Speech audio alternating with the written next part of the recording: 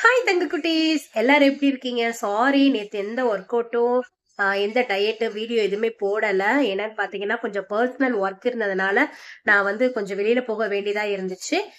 ஆனா இன்னைக்கு வந்து காலையில 4 o'clockல எழுந்திரிச்சு என்னோட ரொட்டீனான வேலைகள்லாம் முடிச்சாச்சு.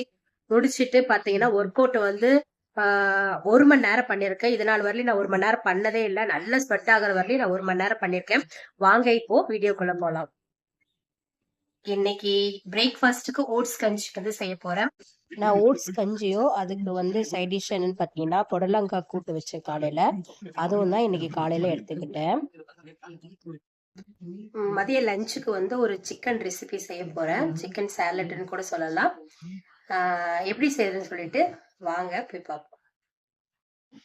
சிக்கன் கொஞ்சம் வாங்கிட்டு வந்திருந்தேன். இதுக்கு தேவையான அளவு உப்பு, மஞ்சள் தூள், மிளகாய் தூள், இஞ்சி பூண்டு பேஸ்ட்டு சேர்த்துட்டு நல்லா மிக்ஸ் பண்ணதுக்கப்புறம் ஒரு 1/2 மணி நேரம் அப்படியே ஊற வச்சிடலாம். இதுக்கப்புறம் ஒரு பேன் எடுத்துக்கோங்க. அதில் கொஞ்சமாக வந்து நான் நல்லெண்ணெய் சேர்த்துருக்கேன். இப்போ மிக்ஸ் பண்ணி வச்சிருந்ததை போட்டுட்டு நல்லா வந்து சிம்மில் வச்சுட்டு மூடி போட்டு நல்லா வேக வைக்கணும்.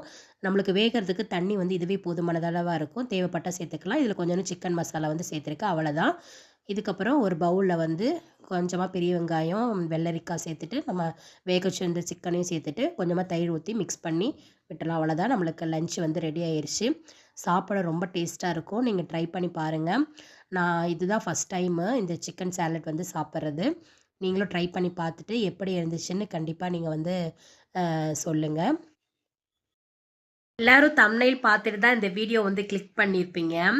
அதேபடி 10 தடவை எழுந்திரிச்சு நடந்தா 10,000 ஸ்டெப்ஸ் கவுண்ட் ஆகும்னு சொல்லிட்டு நீங்க நினைக்கலாம். ஒரு தடவை நீங்க எழுந்திரிச்சு நடக்கும்போது 10 நிமிஷம் கண்டிப்பா நீங்க நடக்கணும். நடந்தீங்க அப்படின்னா நம்மளுக்கு 1000 ஸ்டெப்ஸ் வந்து கவுண்ட் ஆகும். அப்போ 10 தடவை எழுந்திரிச்சு நடந்தீங்கன்னா 10,000 ஸ்டெப்ஸ் கவுண்ட் ஆயிரும் இல்லைங்களா? வாட்ச் இல்லாதவங்க கூட நீங்க வந்து மொபைல் எதுவுமே யூஸ் பண்ணாம மொபைலை கீழே வச்சுட்டு வாட்ச் டைம் பார்த்துக்கோங்க. பார்த்தீங்கன்னா 10 நிமிஷம்னா கண்டிப்பா 1000 ஸ்டெப்ஸ் கவுண்ட் ஆயிரும்.